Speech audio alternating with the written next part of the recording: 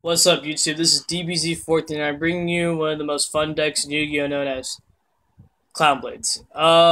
If you're looking for a budget deck, this is probably the deck, aside from the extra deck.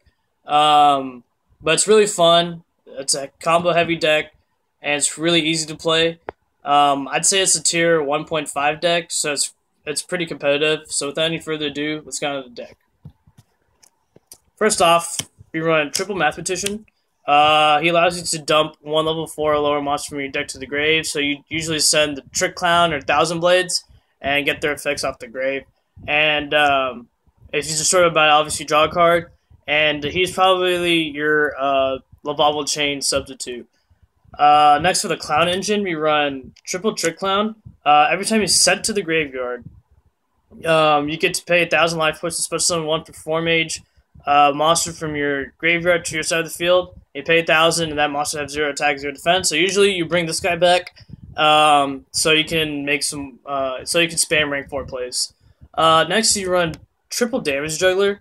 Every time you take damage, you can send this card from your hand to reduce the damage to 0, and you can banish this card from your graveyard to search a Perform Mage card. So you usually send it to prevent damage, and then you banish to search your Trick Clown or your Hat Tricker, which is the next card. Triple Hat Tricker. If there's 2 or more monsters on the field, you can special summon this card. And every time, and his second effect is kind of interesting.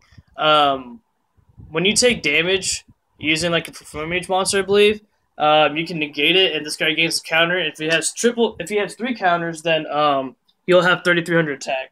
But, I mean, you don't really have him to where he has 3,300 attack.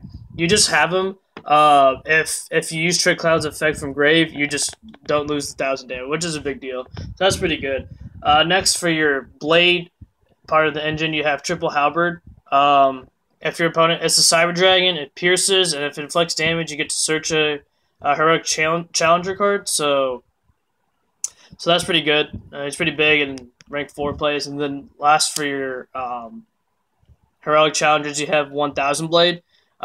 Really busted card. You'd never use his first effect, but his second effect is where it's interesting. Every time you take damage, if this card is in your graveyard, you can special summon an attack mode. So, I mean, as soon as your opponent does damage, you can just special summon it from the grave, or whenever you take damage from Trick Clown, you get special summon from grave. So it's like an automatic rank 4 play. Next, for your Giga Reptile engine, you run Double Gigabyte, kind of like a Hat Tricker. If you have a face-up spellcaster monster inside the field, you can special summon this card from your hand. And if this card gets destroyed in battle or card effect, you can special summon a Reptile monster, 1,500 attack, 200 defense. Another good thing about this card is it's searchable by King of the Imps, so that's good. And last for your, I guess you could say your Reptile engine, you could say, is Nefarious Archfiend, Eater of Nefariousness.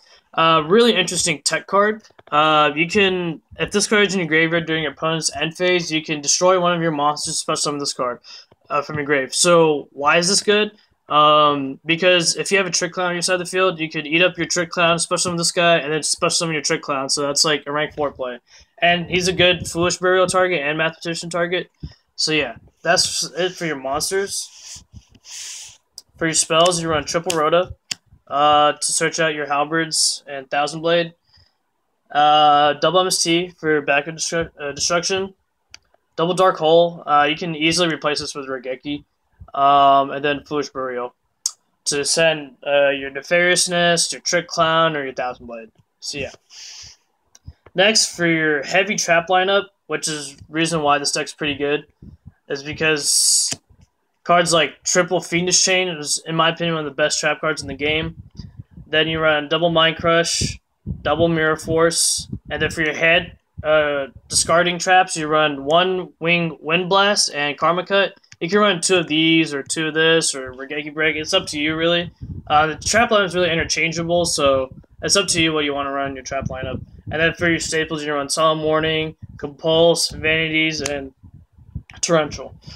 Now for your side, real quickly, you run Double Maxi, Double Prohibition, really interesting side deck card, Triple Fairywind, double Iron Imperial, double Shadow, double Light, and Stygian Dirge. For your extra deck, we run Daigusto, XYZ Rebellion, Ouroboros, Castel, 101, Exaton, Excalibur, Blade Armor, Heartland, Yo-Yo Samurai, Trapeze Magician, King of the Feral Imps to search out your reptile, Gigabytes, whatever. Abyss Dweller, really cool.